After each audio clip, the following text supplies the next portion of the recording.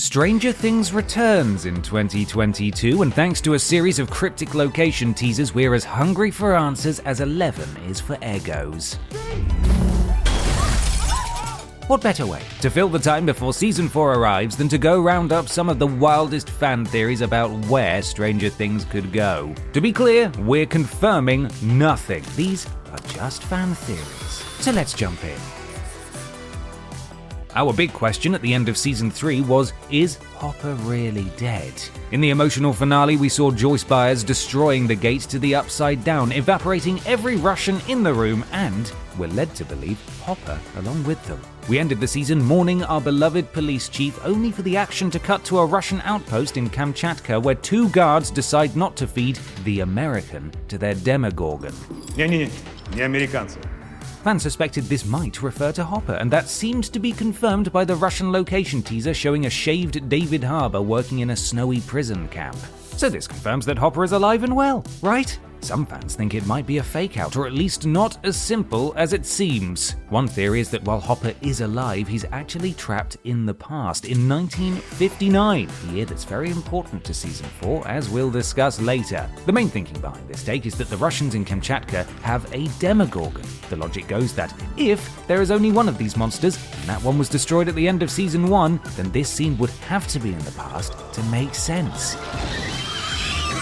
It would also gel with the nod to Back to the Future in Season 3. That's another story about people from the 1980s getting thrown back to the 1950s. It's not the only time travel theory in this video, so do hold on to that thought.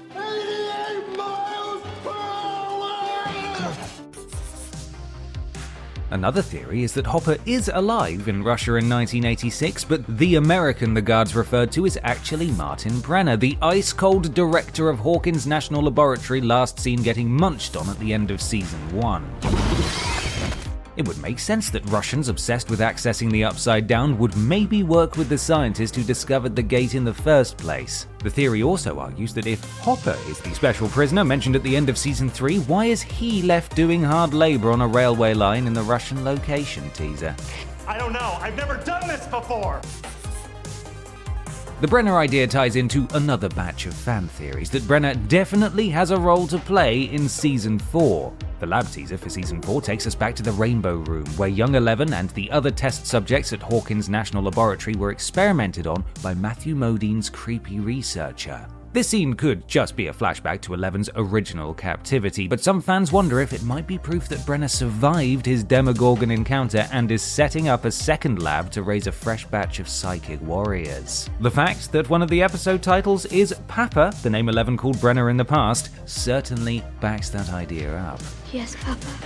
Other fans point to the clock in the teaser and throughout all the Season 4 teasers as being another hint of time travel, that instead of this being a flashback, Eleven somehow ends up traveling back to the Rainbow Room to meet her former nemesis. Another really wild idea suggests that Brenner will return, but that he'll be the Mind Flayer in disguise. I mean, hey, look at the damage it did by possessing Billy, a simple swimming pool attendant. A body with Brenner's access would be a juicier target. What the hell, you piece of shit! Oh, and another Rainbow Room side note, one theory believes that Season 4 will introduce more of Eleven's fellow child test subjects. We've already met 8, aka Carly, in Season 2 and had a taste of her distinct powers. I can make people see or not see whatever I choose. And the supporting Stranger Things comic books feature other numbered children like 6 and 9. With the lab teaser showing multiple children, could we finally see Eleven go full X-Men with her fellow test subjects? Time will tell. One thing's obvious from the location teasers, and that is that Stranger Things is hitting the road in Season 4, with the California and Russia snapshots hinting at a global scale. Fan theories are trying to make sense of it all, working out how characters in different locations could interact. One theory wonders if Joyce will go hunting for Hopper in Russia after receiving a Russian doll in the post, suggesting that she could team up with conspiracist Murray on a Soviet trip. That may also explain the mysterious Russian dolls some fans of the show received in the post. Even trickier is linking the lab teaser to the other events. One viewer suggests a link exists between Hopper and Brenner's old lab, that maybe his daughter Sarah once had something to do with the Rainbow Room. There's a very old fan theory that this scene of Hopper crying over his daughter in Season 1 is actually set inside Hawkins' lab, for example. Another fan spotted that the tagline for the season, "We're not in Hawkins anymore," has connections to Wizard of Oz's "We're not in Kansas anymore," where Dorothy famously went over the rainbow. Rainbow Room? Does this imply the test chamber scene in the lab tease isn't in Hawkins? Might that tie it to Russia or California? We're truly down the rabbit hole now. No, wait, that's a different kid story. And as for the spooky mansion in the Creel teaser, one eagle-eyed viewer reminds us the ticking of a clock was heard when Elle ventured into the Upside Down in Season 1. Which this theorist thinks ties the events in the Creel house to anywhere the Upside Down reaches. More clock theories in a second. Let's stick with Elle for a moment. The California teaser shows her yearning for home by building a cute model of Hopper's cabin, but she might have bigger problems than feeling homesick. One question fans definitely want answered in Season 4 is whether Elle will get her powers back. At the end of Season 3, her tie with the supernatural was seemingly severed after fighting the physical form of the Mind Flayer. Although there is one fun theory that perhaps it was Hopper who suppressed her powers deliberately to dissuade her from entering the dangerous Russian base under the mall and to prevent her from using her powers to track him to Russia. Quite why he'd do this is fuzzy, and the idea that he put something in Elle's fizzy drink to stop her powers is the kind of mad conspiracy you'd expect from Murray Bauman. No, you do not get to question me.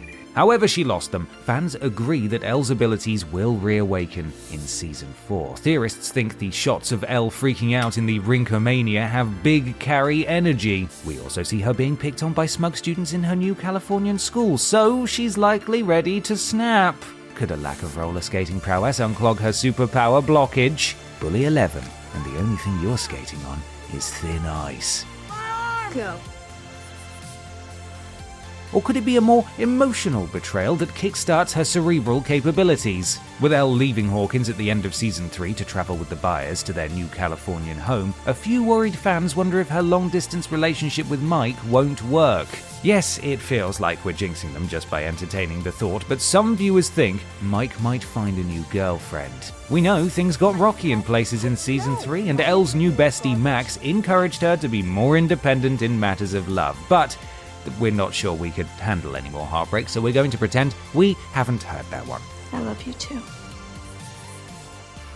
Another intriguing thread to Season 4 is the importance of the Creel family, introduced in the Creel teaser for the show. According to newspaper images released on social media, the family were involved in a terrible crime in 1959, explaining why some believe Hopper may have traveled to that year in particular. What we do know is that 27 years later we see our Hawkins regulars breaking into the Creel's now abandoned home, but from here, the fan theories break in multiple directions. One attentive fan thinks there's physical similarities between Mrs. Creel and Karen Wheeler, maybe suggesting a family tie that the gang might investigate. Others hypothesize that the casting of Robert Englund as Victor Creel, aka Freddy Krueger from Nightmare on Elm Street, might be a nod to Nancy Wheeler's importance, as some fans note the similarities between her and Nancy Thompson, the heroine in Elm Street. It would be meta as hell, but Stranger Things doesn't shy away from references. A more common theory is that the creepy grandfather clock featured prominently in the teaser is a gateway to the Upside Down, much like the one Nancy discovered in the tree in Season 1.